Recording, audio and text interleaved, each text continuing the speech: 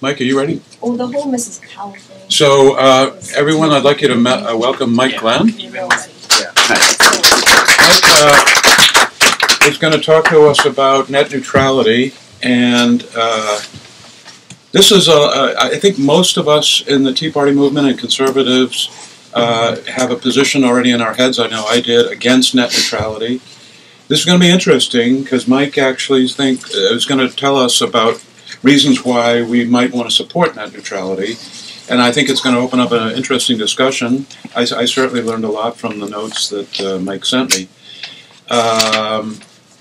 So we'll have time for Q&A afterwards, and Mike, why don't you just give a little bit of your background and then launch right into it. So I'm also from Southern California, a little further down, about an hour in Orange County. I'm a Republican government activist, normally advocating for smaller government, which makes this kind of ironic. I'm also a software developer. I own a small software development company as well. And so I see these sorts of things and their effects firsthand. Now, what is net neutrality?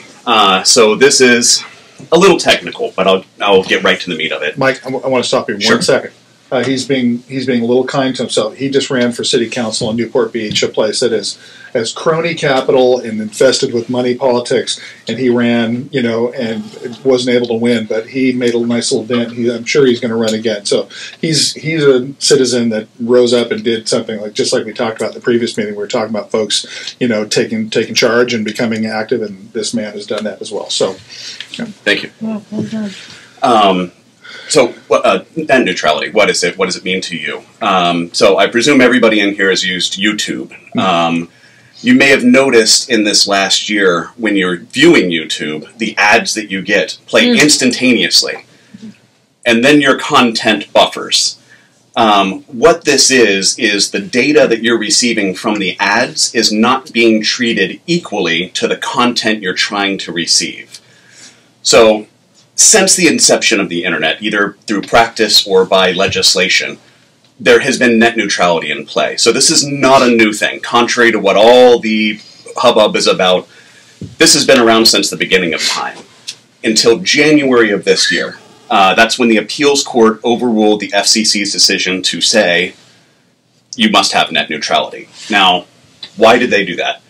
Again, through practice until 2007, everybody just practiced net neutrality. It was the right thing to do. It's what everybody had always done.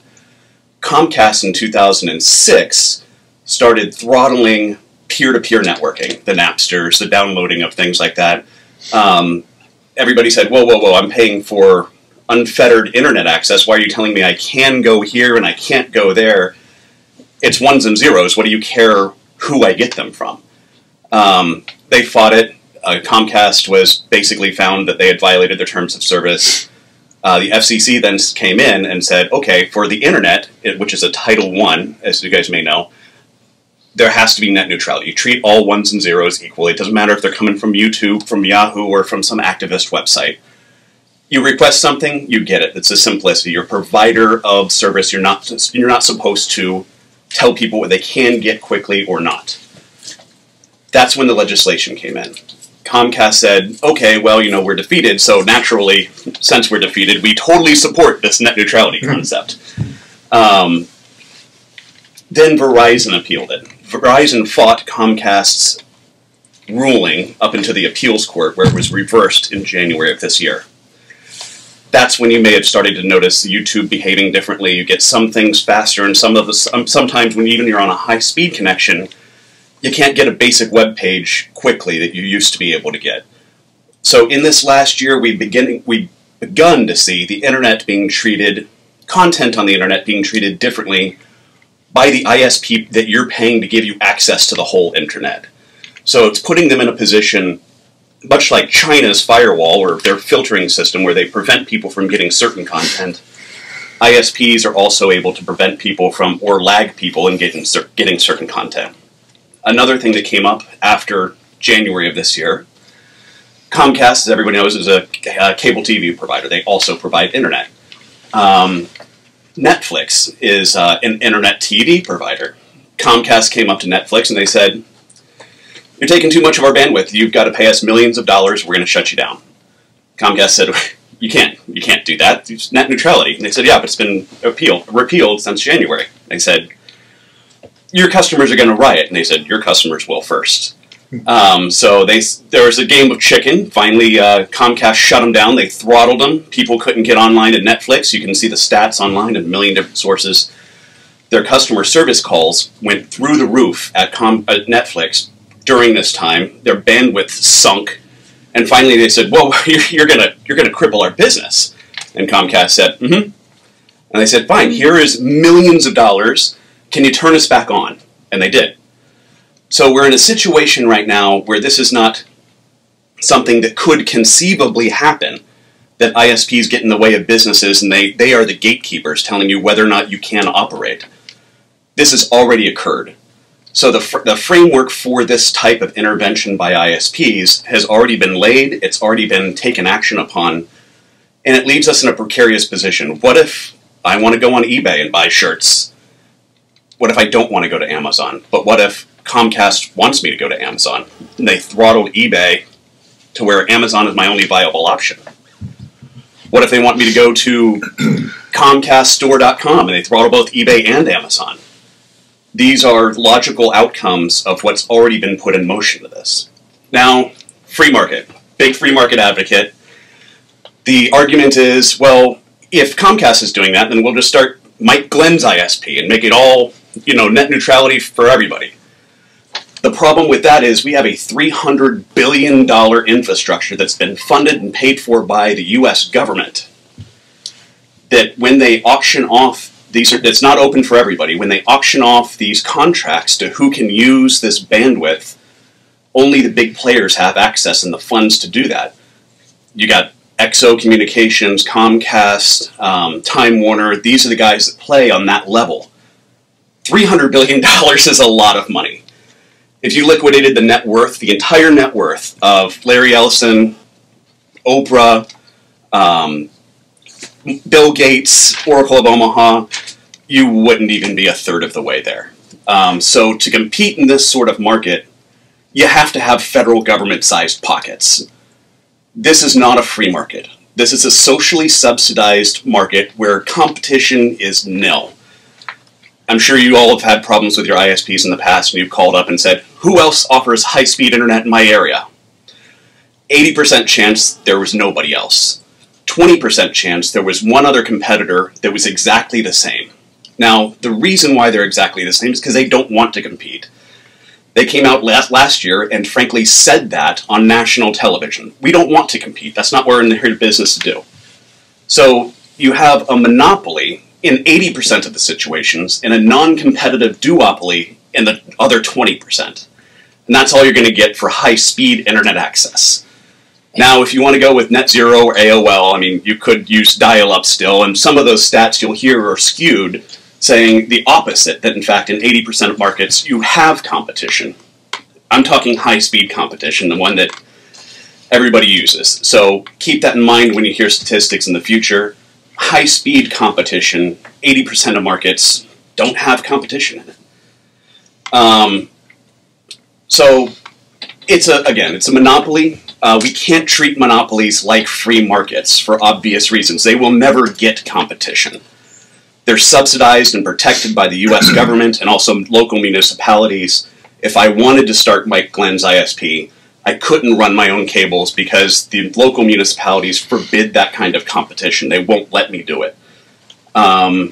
So because of that, what we're in the situation is there's net neutrality under Title I.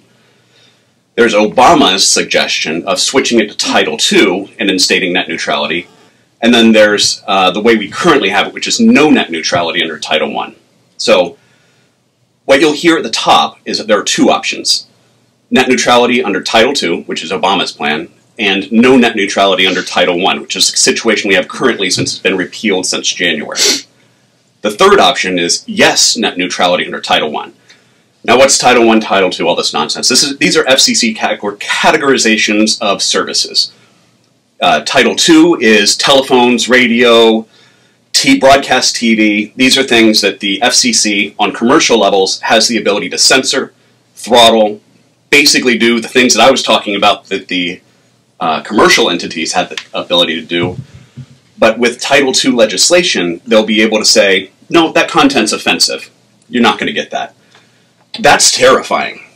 So I am completely against Obama's suggestion that we should move this to a Title II net neutrality. That gives government control and censorship and rights over to all of our communications. Now, I'm against moving it to there even without net neutrality, just never to Title II for internet. It's a big thing. Title I is where the internet is currently categorized. Title I is essentially says, we don't know what's going on in this brand new technology, so don't tax it, don't do anything with it. By the way, on Title II, currently there would be a 16.1% recurring tax that can be modified every quarter, but if we did move it over there, we would instantaneously be taxed at 16.1%. That's huge. So, back to Title I. Title I says, do what you want. Make it free, you know, not free financially speaking, but freedom of speech speaking. No filters. We don't know how to modify or deal with this, so just don't. Let it be. Let everybody develop on it as is. That's the way it should always be categorized. But we should have these protections in place for us to make sure that commercial entities are not able to play favorites. They're not the ones that select winners and losers out of this situation. I don't want the government to select winners and losers. I don't want commercial entities to select winners or losers. I would like the ISPs to be able to deliver the content that I want to get, irregardless of whether or not it's a 1 or a 0 from this entity or a 1 or a 0 from that entity. It doesn't matter to their systems. The only thing that matters is whether or not they can strong-arm somebody into paying extra for something that doesn't have any sort of network effect. Now, if I'm streaming 16 YouTube's account at home, and I'm pulling down 1.6 gigabytes of bandwidth, and they only want me to have 1 gigabyte of bandwidth, well, throttle me at 1 gigabyte. Let me determine how that bandwidth is used. That's not their decision. If I'm streaming music or movies or visiting 1 trillion websites, it doesn't matter. It's the bandwidth that matters.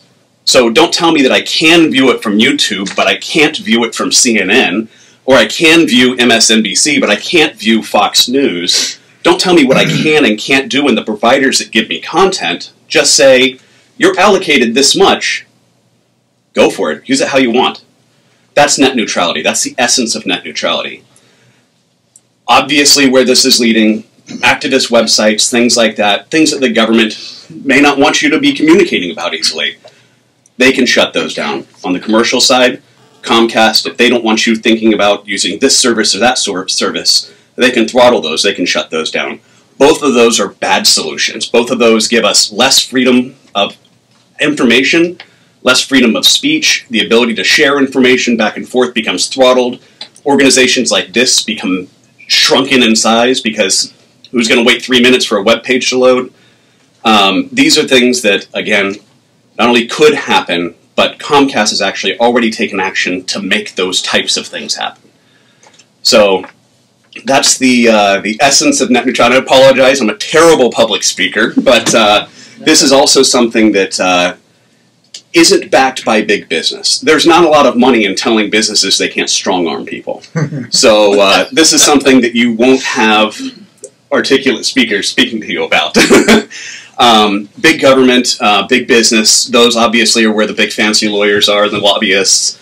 And I don't know if anybody's speaking against me on this one. If I do, I apologize. It's not meant as an insult. But this is something that I'm doing because I'm passionate about it, because I do this professionally. I see the impacts that this would have on not only freedom of information, but also my clients, the small guys that I develop software for that are trying to break it in. If Netflix pays Comcast so that they can have a higher rate than a client of mine that might want to compete with them, that's the end of competition. So that's the, yes? No, I didn't mean to interrupt you, but I want to see if I got what you're saying right and mirror it back. If it was a free marketplace, my free market tendencies are to say government shouldn't be telling Comcast or anybody else how to run their business. Right. And that would make a lot, if I'm hearing you right, that would make sense if it were a free marketplace. Right. But it's not. Correct. It's more in the category of a utility. that's dominated already by government regulations and everything. It was the actual pipes were funded and put in place by the government as well. Right. So there was no free market laying of this infrastructure. It was created by us. You can understand that it rankles a lot of us with the free market. Absolutely. That you're saying to support net neutrality is to say we support the government telling Comcast and these other big players that they can't do certain things. Right. And you're saying in this particular, this is not the typical situation. Correct. It's a $300 billion layout of pipe that somebody would need to come up with in order to compete fairly with the government, and just nobody has that kind of money. I have an appreciation for both Duncan's position and what you're saying. In fact, I'm a sort of colleague. I'm a computer geek myself. Okay. And I've noticed some load times and stuff like that being very frustrating, thinking it had something to do strictly with my local ISP, and by God, it looks to be the case. But anyway, the thing is that I think that the case should be made here, and I think it's because, well, a question of perspective. We're talking about Sure. net neutrality like an overall collective. One of the jobs of government is to set policy so as to make interactions between citizens convenient and clear and honest. Mm-hmm. And the thing is, we can make a case for saying not so much net neutrality, but consumer honesty. That is to say, Right. if the consumer, you mentioned, I should be able to buy 1 gigabit of bandwidth and let me worry about the priorities. Mm-hmm. That should be the terms for the contracts that we can sign, because that would be rational. That would allow us to choose the winners and losers. And of course, in the meantime, I would hope sometime or another we'll try to find a way to get rid of the central government pipeline. But I think that's the way we sell it. Isn't that already the case in how we use our smartphones? We have a certain amount of bandwidth, and we can download Netflix videos all day, but we'll use up our bandwidth. Correct. Absolutely correct. But that also is subject to the same. It is really the same, Duncan. So the thing is, it would apply there. It could also throttle on your smartphone. So the thing is, I think we need to sell this as honesty in advertising, if you will. I agree with you on that, but if I am Comcast and I say, no, we're not going to have that. No, I think there's a perfect, proper rule for a government technical interpretation. It's like setting down the rules for establishing property rights on new territories, say, just like homesteading. There has to be a way to establish an enforceable agreement that's fair for all parties. And this is where a government action saying that this is the way we define the contracts, that they can go out there and buy bandwidth and not be fooled. Mostly it's a question of fooling, because no consumer would say, gee, I want to go to and let you control my life. Right. Right. To plug into the conversation, and I don't mean to interrupt other questions, but when is the next event? You said it was overturned last January, and is there another vote coming up? Or There is not a current vote. So now there are two ways to establish net neutrality under Title I. One is the FCC can appeal the appeals court ruling to the Supreme Court and win there. If that happens, then they can have Title I net neutrality the same as it was in January of 2014 and prior, since the inception of the Internet. The second way is we can have congressional action that says, court, you were right, they didn't have that authority before, but bam, there we go, now they do. And that's the second way that we can have net neutrality under Title I. And that would allow us exactly the kind of thing you're talking about. You purchase X amount of bandwidth. Yes. Yes. And so those are the two ways that this can move forward in a proper manner to establish net neutrality under Title I. Is that happening? Is there parties? Wheeler was appointed by Obama. He was, I don't know if you guys know, he's a head guy at a bunch of ISPs and rotated around before he got to the beginning of the FCC. Now he's making all indications that he does want to move the Internet into Title II, which would, of course, expand the power of government into everything we do online. And tax. And tax it at 16.1%. Now, again, that tax is revised quarterly, and it's supposed to only allow the FCC to barely operate. But once you get an influx of money, I think you guys know that the government will figure out a way to spend it and then just barely operate after that. Yeah. Yes, I'm sorry. I have two questions not related to each other. One of them, what is this tax on? Is it the people who are putting out the webpage, like Duncan's webpage for LA Tea Party? It's all Taxing them or taxing me for visiting it? Or yes, it's all endpoints. So when Duncan has his webpage, he's got somewhere a computer that is connected to the internet. You also have a computer that's connected to the internet. So both of you would be taxed at 16.1% for your total internet fees. At $100 a month, 16 per person. Like per month that you're taxed, the 16. Right. Okay. Yeah. So your ISP would pass along that tax. Correct. So it would be Comcast or whatever. Also, I have another question. It's brand new that Comcast or Time Warner is part of this to me. I thought, where does Google have a place? Because I've done an experiment on our page, not our meetup page, but our LA Tea Party page, that where it lists it. If I look it up specifically for that page, where I can find it. And on one, I think it was Google that it was at the top. There's another one, I can't remember if it was Bing or Yahoo, whoever I use, and I had to go through 2 other pages in order to find it. Google advocates for net neutrality under Title II, the same as Obama. That is their official, unofficial position. I see. The people that I've talked to, as high up as third down in their technical department, have told me off the record they think Title II is also bogus for the reasons that we've just discussed.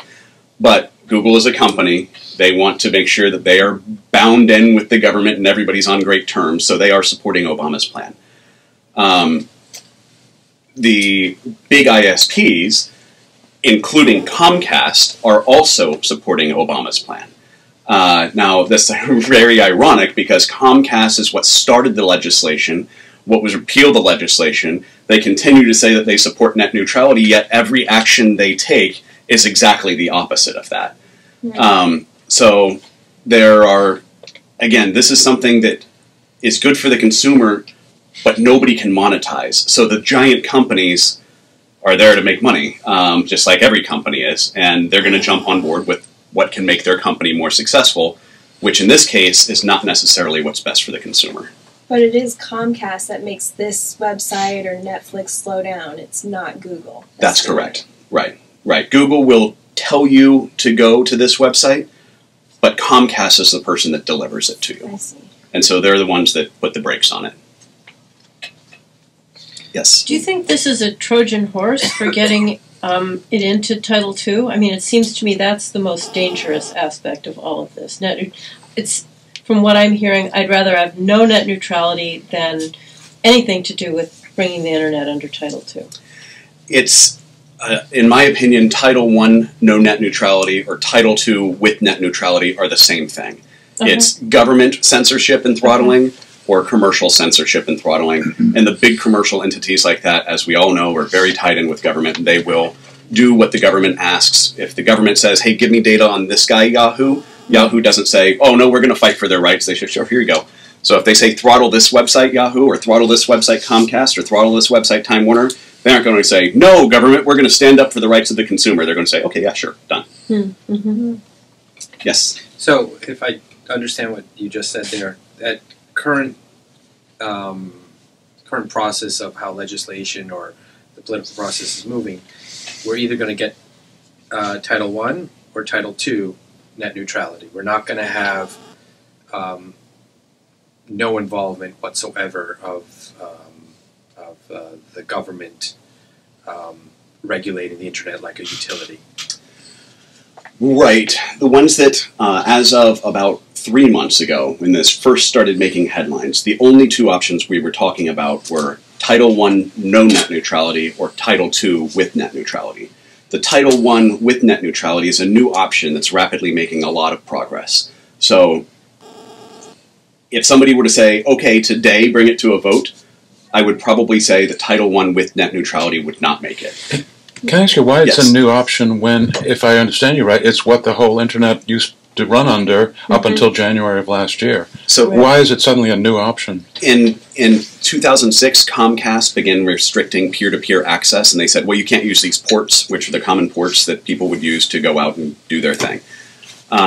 Then the government said, then they got sued, and they settled that lawsuit out of court and paid out millions of dollars because they had done something wrong. They admitted to it. Then the government said, To prevent this from ever happening again, we're going to institute these net neutrality laws. That was fought by the big ISPs, and it was lost in January of this year. So the appeals court said, FCC, you don't have the rights, you don't have the jurisdiction to be telling everybody to do net neutrality. Sorry. So that is why it was repealed, and that's why we can't, under our current circumstances, according to the appeals court, have net neutrality under Title I. If the FCC appeals the appeals court's ruling to the Supreme Court, and the Supreme Court says, yeah, you can totally do that, then at that point we can, again, have net neutrality under Title I, same internet that we've all been used to up until last year, sorry. I'm sorry, somebody else is waiting to ask a question. What, as a Tea Party, do you think we should try to advocate for? I mean, clearly, you're saying Title I with net neutrality, but how do we help in that battle? Please write your congressman. This is something that's not just irritating because ads play on YouTube and not the video clip that I'm wanting. This is something that will affect the internet as a whole, particularly the competitiveness of our children. If we have like firewalls such as other countries like China, and we aren't able to access the full scope of the internet, and other countries are, we've eliminated the highest growth market in the US. We will no longer be competitive in the field of technology. It will harm us to a degree that I cannot begin to speculate on right now. So, Congress people are the big ones. Can we stop at that point? Sure. So, by suggesting that somehow, if we don't try to advocate for the position that you're for, then somehow we're going to become a society where they're going to restrict our access to these websites that we've always had access to, and maybe the commercially or government imposed. So we're going to have our freedoms limited. And so if we want freedoms, we should go for your position. But I mean, with people all of a sudden, I mean, with Americans, and we saw the Arab Spring and YouTube rising and Twitter and everything, it's like, oh, well, guess what? Now I can't access this website, or I can't do this, or, what if they start to go after the porn industry, which is huge on the internet, or they do this? I mean, don't you think that Americans are going to stand up for the fact that there's some self-imposed firewall by either commercially or, God forbid, the government puts up some Chinese firewall, similar type of structure? I think this group would. Yeah, but don't you think regular Americans and kids and everyone else, they're not going to... They didn't when it already happened with Netflix. Yeah, but Netflix, it wasn't a firewall. It's just basically throttling. We get throttling, with your phone. When you use... If I'm going to be going on these peer-to-peer networks, such as the ones, I forgot where you can the torrent networks or whatever it is, and I want to download tons and tons of video and all this stuff. Well, okay, you know what? I mean, I'm Verizon. I used to work at Verizon, and I know that you have to put in the fiber cables, you have to put all this stuff. Sure. It costs money. Absolutely. So then why can't I just say, I have a sort of bandwidth limit, like I have 20 gigabyte or 1 terabyte or whatever it is? We're on the same page as far as that's concerned. So I'm perfectly fine. So my point is, I'm perfectly fine with the companies making their arrangements like they did once the ruling was the FCC ruling was that they were beyond their jurisdiction, and then Comcast and Verizon and everybody else got into the thing, and they said, okay, you want more bandwidth, you want to have a premium service, pay us for that premium service. I don't want to make this into like the utility companies here in California where God knows how much we have to pay for electricity for poor service when we had, brownouts years ago and all this kind of stuff. I mean, you want to turn the internet into utility? Let it go free. Let it compete. Let the commercial enterprises figure out a way. If Netflix doesn't like the fact that they're using so much bandwidth and they're getting throttled, well, dude, that's the business you went into. If YouTube wants to have it and we want the access to it, well, look, maybe I got to pay for my subscription. Maybe I got to pay for this. Somebody's got to pay for something somehow. And the whole idea of that, we have to, make it a level playing field, that everybody has equal access. Well, somebody's got to pay for it. And it's my freedom, and it's someone else's freedom, so that some company or some freeloader, someone else, has to have the exact same speed. Someone else has to have this. I mean, I don't think either of these options so far the way they're described to me, as you've described them and the way I understand them, it's either the government imposes its authority and restricts our freedom, or you say that because they throttled Netflix and they can shut them down. Let them compete. You know, nobody has a right to someone else's property. But there is no competition with Comcast. Let them compete the way it is. I don't look if the system's broken, don't put more guns and more regulations at people's head and try to say to them, well, now we're going to force you into this more regulated industry, you know, so we can, quote, level the playing field. Government has never made things freer by imposing more regulations, and I don't believe that I can overturn my principles and say, you know, I mean, maybe it's a little bit ideological, but to work within the framework that's there, why is it that we have to choose this arrangement that they can't let them figure it out for themselves? Let them go through this difficult growing pains. Well, let them figure it out for themselves. To you people who torrent stuff don't have a right to it. Well, to answer your question, I don't believe that we can ascribe free market principles to a government-sponsored monopoly. It's government enforced. It's government. They laid the fiber for it, and they had a couple of guys that were big time in government.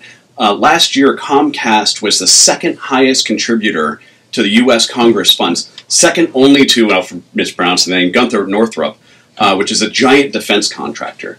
Now, these are not people who have an arm's length relationship. These are people that are hand in hand. And there's a reason for that. The government is the one that provides them the access. It's a non-competitive monopoly, and at best, a non-competitive duopoly.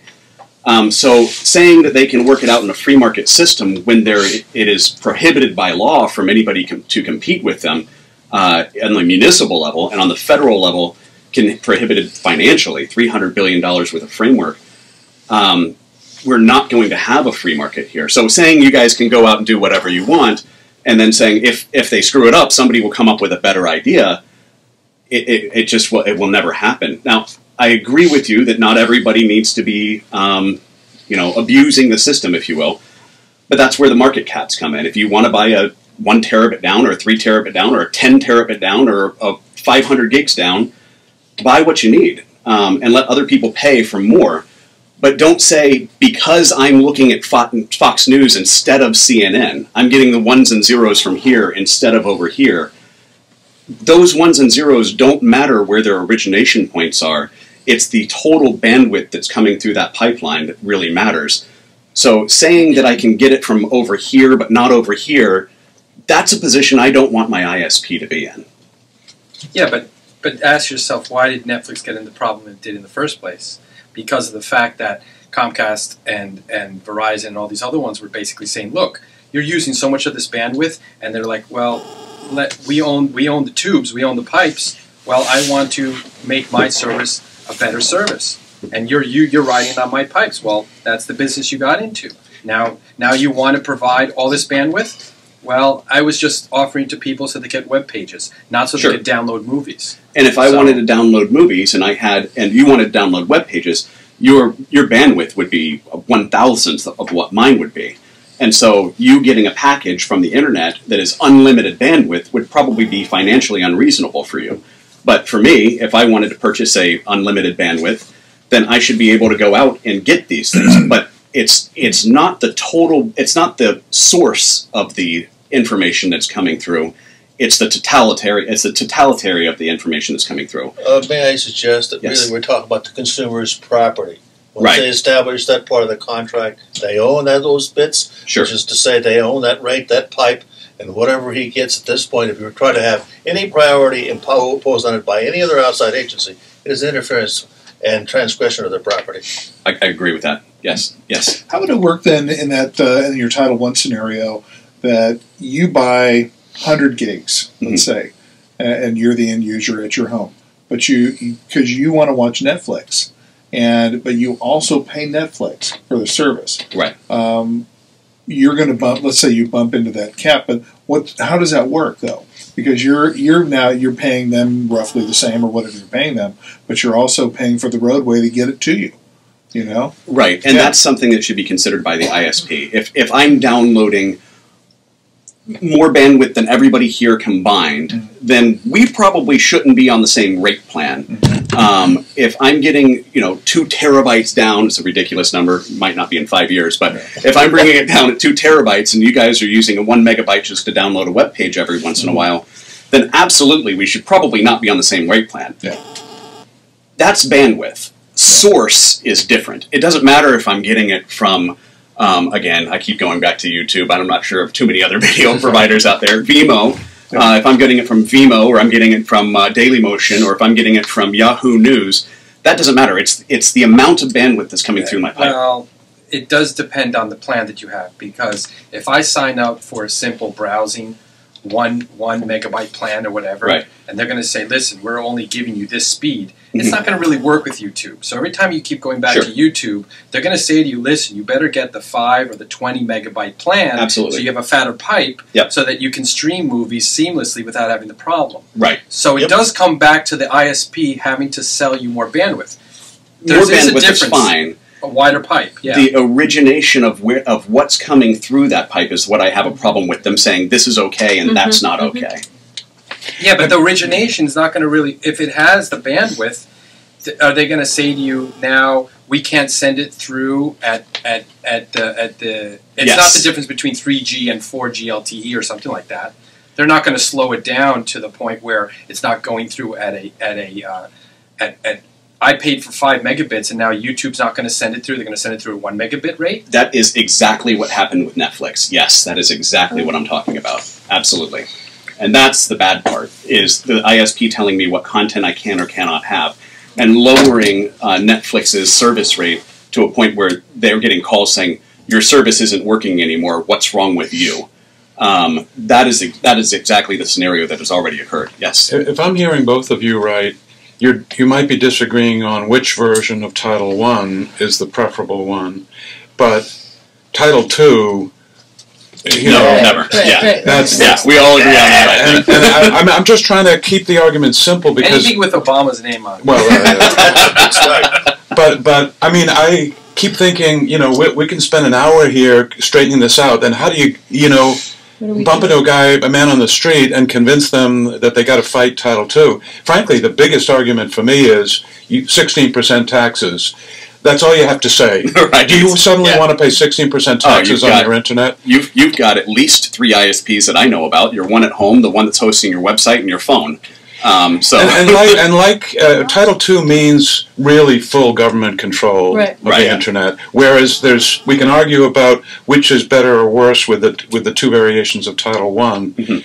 But I'm just thinking in terms of activism and what a Tea Party group can do, we just need to go hell bent against Title II in any, Title II altogether. It's Title II altogether, absolutely. That is a no-go. From, I think, anybody's perspective, is allowing government control to filter your content. Let's call it the full fascist. Yeah, yes. Say we do end up, God forbid, having Title II and Obama's name's on it. Right. That's just our country. So are they voting to have each for their own country? I mean, yes. Would be That's in charge of their own? the terrifying thing about it is our government can say, you can get this source of information, be it news or entertainment or data, but you can get this one, you can't get that one. Whereas other countries will say, you get whatever data you want. So other countries now become more free, more advanced. Our children grow up in an area where they are only defined to this amount of content. The internet is one of the greatest things to happen. I think everybody in this room will agree with me.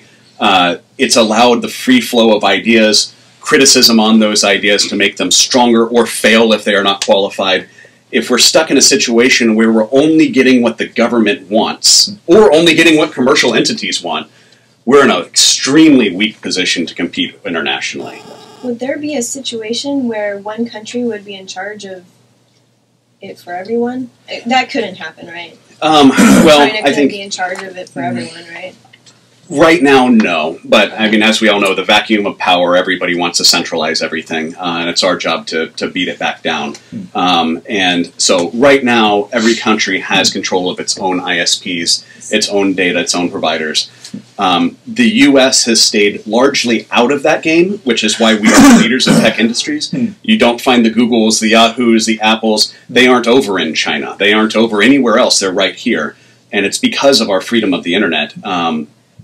If we lose that, and we've lost manufacturing, I don't know what else we have. So it's a huge issue. Well, we have a living wage now, so that's yeah. So how, in a country with a constitution like ours, how does a Title II scenario run with the First Amendment?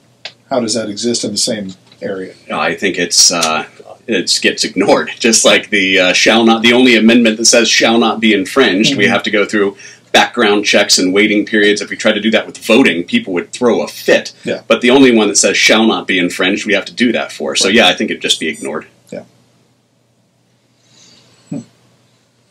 The same company also provide the television cable service, right? Right. Comcast and Yes. do they throttle any of those? No. It's ironic that they only throttled their competition until they shelled out millions of dollars. So, yeah, I think that it's easy to see why they did that.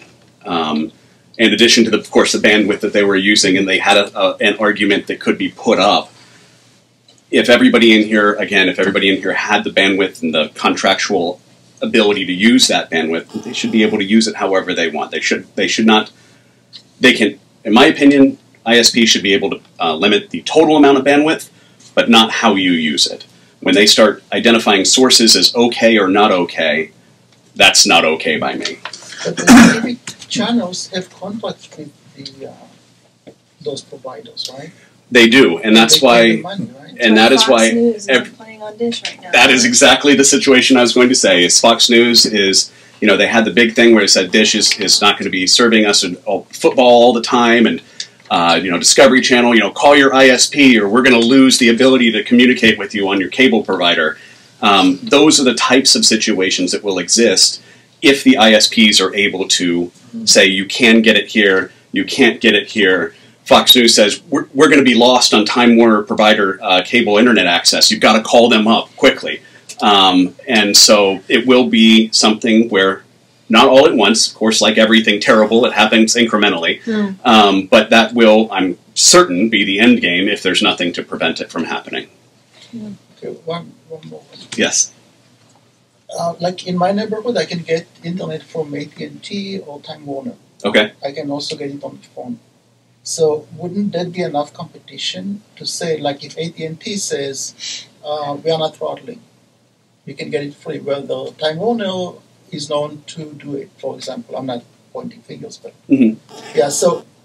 You are in that 20% that has more than one high-speed internet provider. I would bet that they're all selling it at roughly the same rate and are actually not competing with each other by differentiating factors. Whether or not that would continue, if net neutrality continues to, the degradation of our internet continues, if they would continue to not compete with each other, it's up in the air. But 80% of the people won't even have that as a possible option.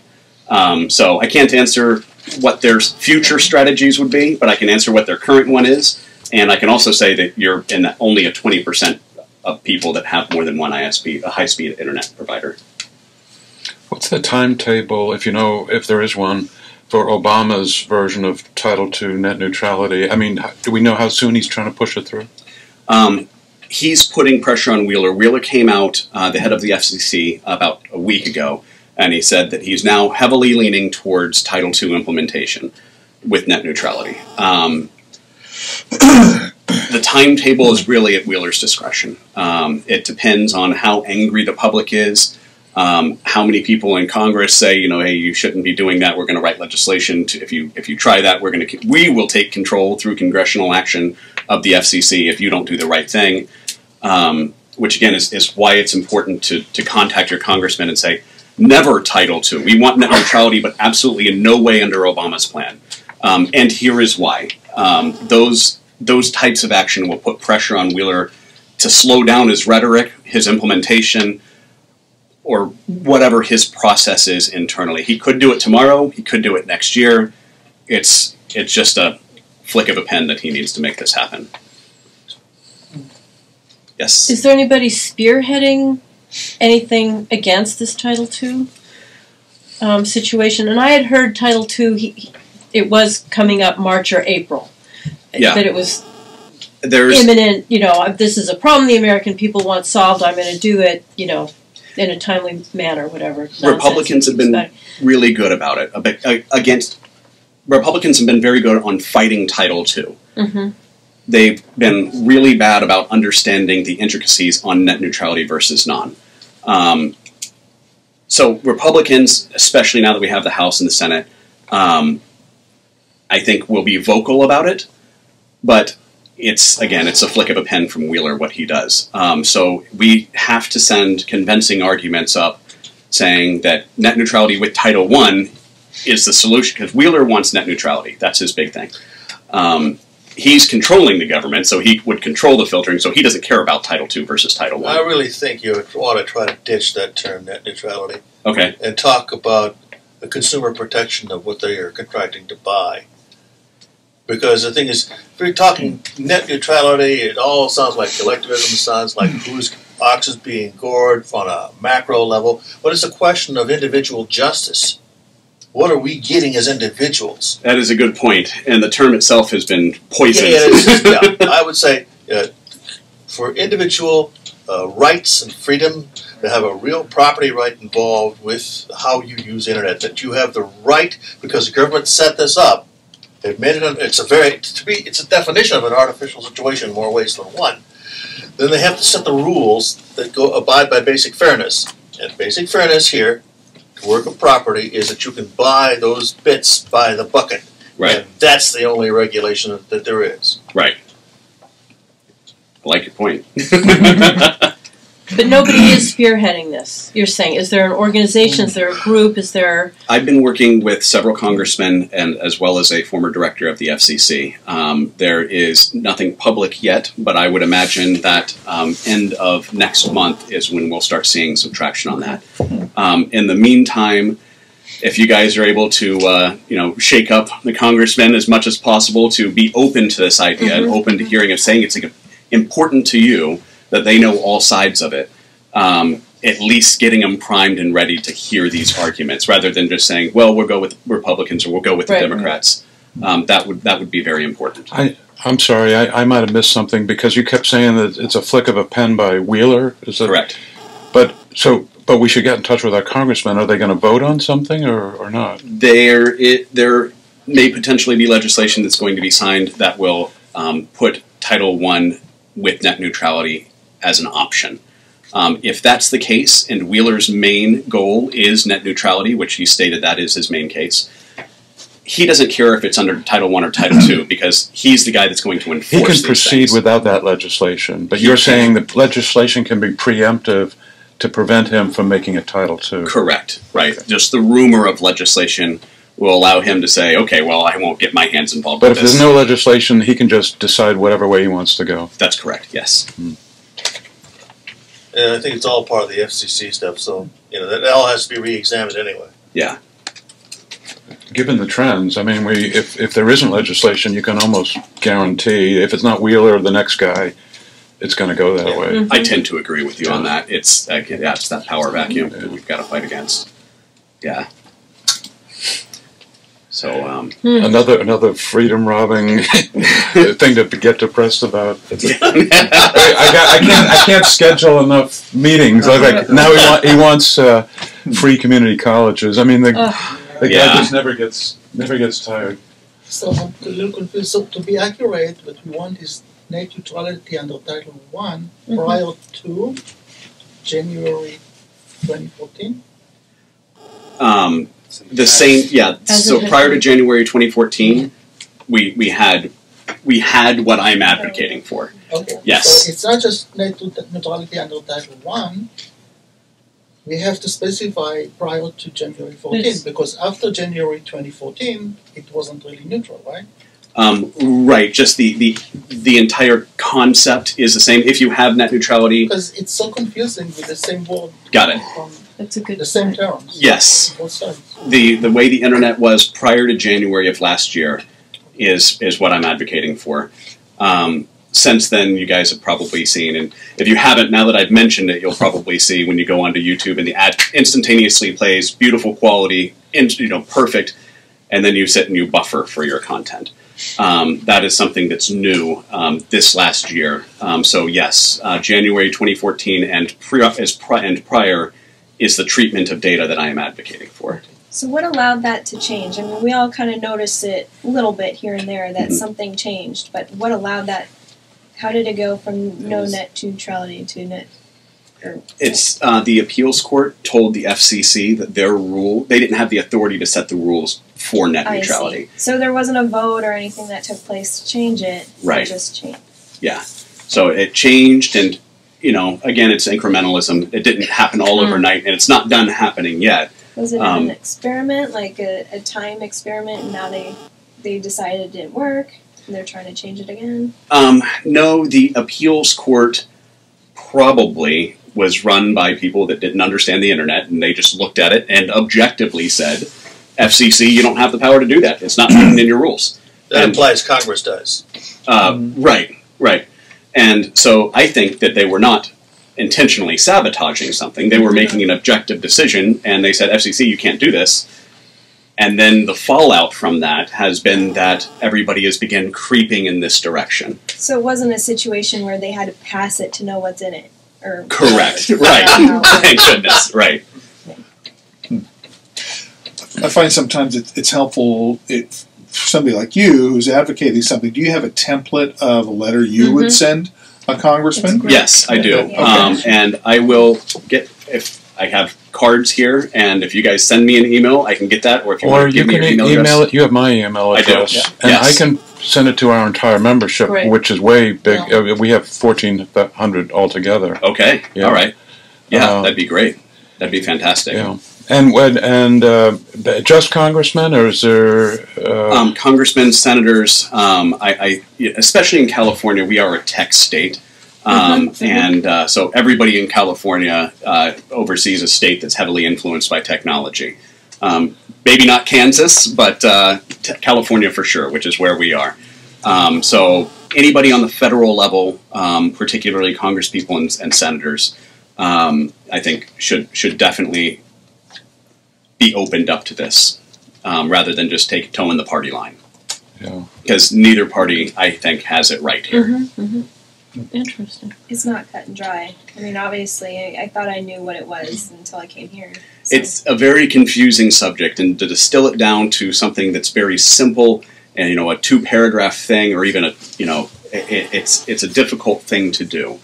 It's highly technical, and our congresspeople are typically business people, not software developers. Yeah. So it's hard to get them on board, but through volume, I think that we can do that. Yes. I was just going to say, can it be just boiled down to the absolute no throttle position? No arbitrary throttles allowed? I mean, there's got to be a way to simplify the argument. That would be one way to do it. Yeah, I think that. Tax. I should have talked to you first then. Because I learned over the... Is that like no justice, no peace? Learned over the years that when you get into these issues with people who are not like the people in this room, but you're in a cocktail party or you're talking with family and friends, their eyes glaze over after a minute or two. Right. If you can't fit it on a bumper sticker, it's hard to. But don't throttle my internet. Don't tax it. I mean, those would be the two big. That's it. On specific sources, so that's where things can get. I like the slogan, but it's on specific sources. So they can throttle my internet. They can give me 500 megs down, or a gig down, or whatever. But don't throttle it per provider. So yes, So, yeah, it's more content, not so much throttling. It's well, I guess that's tricky, but because you can get the content, but you might have to wait longer, or it might end up like cable. You won't get it at all. Yeah, no content filtering. Yeah. But if you're my age, you don't have the patience. If it takes longer than 5 seconds to load a page, Oh, seriously. Yeah, absolutely. Even my age. And so generation. the slightest adjustment can destroy a company instantaneously. Yeah.